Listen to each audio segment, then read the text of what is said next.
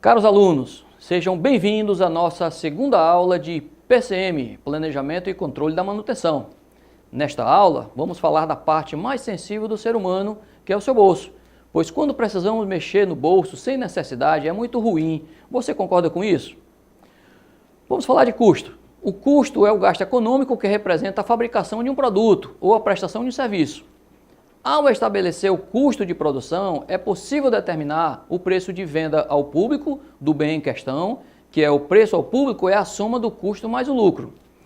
O custo de um produto é composto pelo preço da matéria-prima, o preço da mão de obra direta usada na produção, o preço da mão de obra indireta usada para o funcionamento da empresa e o custo de amortização da maquinaria e das instalações. Instalações essas físicas das fábricas. Agora vamos passar a entender sobre um fator tão importante para todas as organizações, que são os custos. Pois se não tiver um planejamento, direção e controle em administrar racionalmente todos os valores envolvidos no geral, em pouco tempo a empresa, independentemente do ramo em que atua, entrará em declínio e pode chegar até a encerrar suas atividades com falência, por não haver sustentabilidade financeira para arcar com seus compromissos. Quer seja com seus colaboradores, fornecedores, impostos em geral, despesas fixas, podendo ser diretas e indiretas. Quando a empresa não tem um gestor financeiro altamente competente, qualquer valor que entre na empresa será mal administrado, pois desencadeia uma série de fatores negativos para tal empresa, como podemos citar, compras mal feitas, estoques altos sem necessidade por não ter pedidos para atender e que significam dinheiro parado, pois o fornecedor precisa receber. E também quando há muita rotatividade de colaboradores, gerando gastos com demissões e etc. Ou seja, todo o valor que sai dos cofres da empresa, que poderiam retornar com aumento de produção, são retirados para outros fins, sem os devidos retornos para o crescimento em geral. Por isso, todo cuidado é pouco em administrar, pois envolve muitos valores e o administrador tem que ter visão macro do negócio e ficar atento a todos os custos, desde o mínimo até o de maior relevância dentro da organização. Vejamos um exemplo. O responsável pelo almoxarifado comprou errado em muitos itens de um produto para manutenção que se usa pouco e deixou faltar o item necessário de reposição, que se usa muito, como correias, correntes, lâmpadas dos equipamentos, óleo para lubrificação. Por ele ter comprado muito, tem que pagar aqueles itens que irão demorar muito a ser utilizados e o produto que faltou tem que procurar no mercado local. Muito mais caro e às vezes compra às pressas, pois a máquina apresentou falha e parou de funcionar, que são problemas gerados por erro de compra e manutenção do estoque mínimo. Você sabia que os itens necessários para a fabricação de um produto chamam-se insumos e são bens de transformação?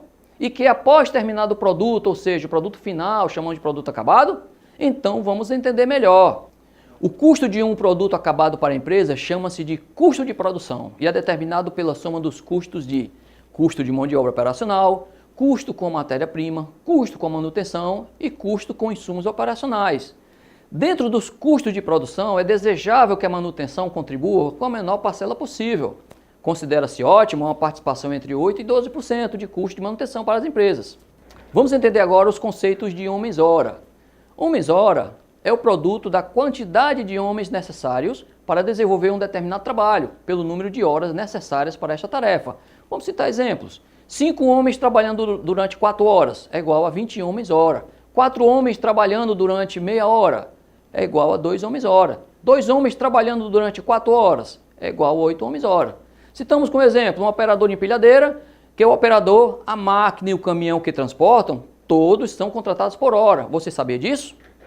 Você já ouviu falar de lucro cessante? Então vamos entender melhor. Lucros cessantes são prejuízos causados pela interrupção de qualquer das atividades de uma empresa ou de um profissional liberal, no qual o objeto de suas atividades é lucro. Exemplo de lucro cessante: não vender um produto por falta no estoque, uma máquina que para e deixa de produzir, um acidente de trânsito que tira um ônibus ou um táxi de circulação, um advogado que tem seu voo trocado e perde a hora de uma audiência.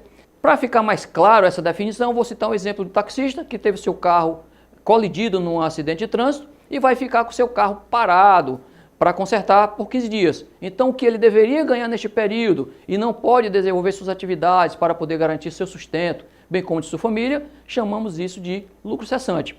Caro aluno, consulte seu material didático, fique esperto e ligado em todas as informações e qualquer dúvida, escreva no fórum de conteúdo e procure a sala tutorial, pois todo dia tem um professor tutor à sua disposição. Quero deixar para você uma frase de motivação. Os vitoriosos conquistam troféus e histórias. Os derrotados conquistam desculpas. Obrigado pela sua atenção e até a nossa próxima aula.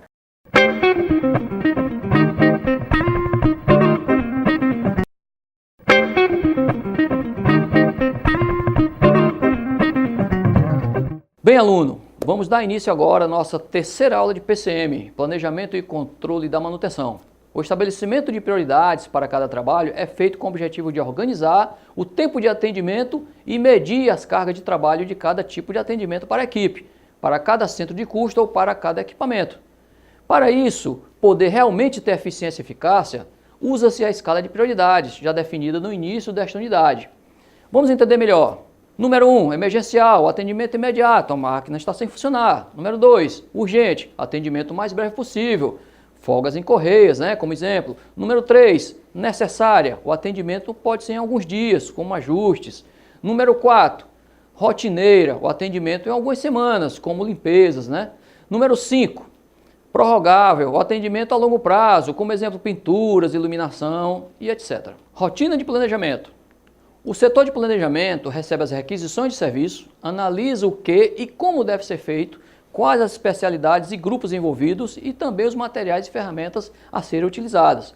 Isso resulta no plano de operações, na lista de materiais para empenho ou compra de estoque e outros documentos complementares, como relação de serviços por grupo, ordem de serviço e etc.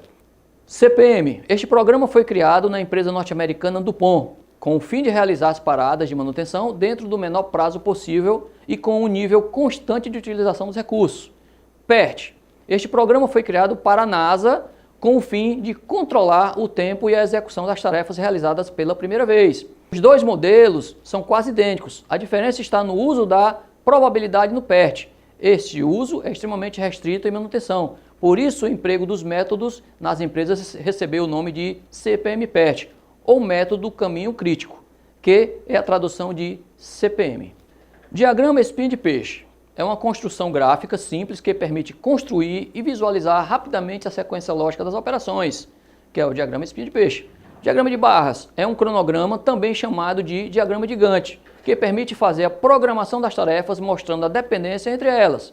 Uma explicação melhor, este modelo de diagrama é usado pelo menos desde o início do século. Consiste em um diagrama onde cada barra tem um comprimento diretamente proporcional ao tempo de execução real de cada tarefa. O começo gráfico de cada tarefa ocorre somente após o término das atividades das quais ela depende. Então você pode se perguntar, quando deveria usar um diagrama espinha de peixe? Então eu lhe respondo, deverá usar esta ferramenta quando você tiver que seguir uma sequência lógica de operações, para você não correr o risco de deixar de fazer uma ação corretiva em uma máquina. Vamos citar um exemplo. Através deste diagrama, seguir passo a passo a desmontagem de uma máquina para trocar polia ou tornear um eixo é a ordem de ações ou tarefas desde desligar a máquina até o final com a máquina já em funcionamento após ajustes e testes. E quando deveria usar um diagrama de Gantt ou de tarefas? Aí eu lhe respondo. Deverá usar toda vez que você precisar saber e fazer a programação das tarefas e ações a serem executadas, que mostrarão a dependência entre elas. Vou citar um exemplo para vocês. Através deste diagrama, é saber fazer a programação das tarefas a serem realizadas, mostrando a dependência entre as ações, enumerando cada tarefa que seguirão a sua sequência. Poderemos usar o mesmo exemplo de troca de polia e tornear um eixo, só que aqui são mostrados a dependência de cada tarefa e o tempo gasto para cada resultado esperado. Lembrando que este diagrama é também chamado diagrama de barras. E para reforçar, você poderá usar toda vez que precisar saber o tempo de cada tarefa e reprogramá-lo quando for necessário. Diagrama de flechas. É um gráfico das operações onde cada operação é representada por uma flecha e cada flecha tem uma ponta e uma cauda. A cauda representa o início de uma operação e o ponto marca o seu final. As flechas são usadas para expressar as relações entre as operações e definir uma ou mais das seguintes situações. A operação deve proceder a algumas operações, a operação deve suceder a algumas operações, a operação pode ocorrer simultaneamente ao mesmo tempo a outras operações. E o que é atividade fantasma? Atividade fantasma é uma flecha tracejada usada como artifício para identificar a dependência entre operações. É também chamada de operação imaginária e não requer tempo. O que é um nó ou evento? Bem, São círculos desenhados no início e no final de cada flecha. Tem o objetivo de facilitar a visualização e os cálculos de tempo das tarefas. Devem ser numerados e sua numeração é aleatória. O nó não deve ser confundido com uma atividade que demande tempo. Ele é um instante, isto é, um limite entre o início de uma atividade e o final de outra. Caro aluno, consulte seu material didático, fique esperto e ligado em todas as informações e qualquer dúvida escreva no fórum de conteúdo e procure a sala tutorial. Todo dia tem um professor tutor à sua disposição. Muito obrigado pela sua atenção e até a nossa próxima aula.